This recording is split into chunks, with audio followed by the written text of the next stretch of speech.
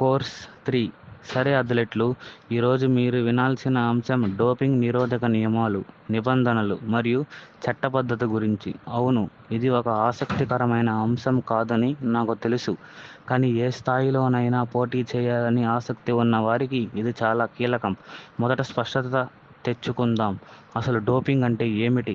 సరళంగా చెప్పాలంటే డోపింగ్ అంటే నిషేధిత పదార్థాలు లేదా పనితీరును మెరుగుపరచడానికి పద్ధతులను ఉపయోగించడం. ఇందులో అనాబాలిక్ స్టెరాయిడ్స్, ఉద్దీపకాలు మరియు ఈ ఔషధాల వినియోగాన్ని కప్పిపుచ్చడానికి ఉపయోగించే కొన్ని మాస్కింగ్ ఏజెంట్లు కూడా ఉన్నాయి. మీరు ఎందుకు పట్టించుకోవాలి? మీ ఆరోగ్యాన్ని రక్షించుకోవడం మరియు క్రీడల సమగ్రతను కాపాడుకోవడం కోసం. యాంటీ డోపింగ్ నిబంధనలు అమల్లో ఉన్నప్పటికీ డోపింగ్లో పట్టుబడటం, అనర్హత మరియు సస్పెన్షన్ నుండి మీ ప్రతిష్టను శాశ్వతంగా దెబ్బతీసే వరకు తీవ్రమైన పరిణామాలకు దారితీస్తుంది. నమ్మండి, అది విలువైనది కాదు. మీరు దేనిపై శ్రద్ధ వహించాలి?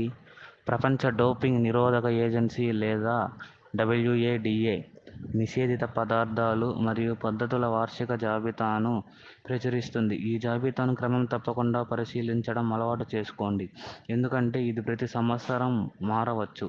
అజ్ఞానం ఒక కారణం కాదు. మీరు ఈ జాబితాను వారి వెబ్సైట్లో లేదా మీ స్టోర్స్ గవర్నింగ్ బాడీ ద్వారా పొందవచ్చు.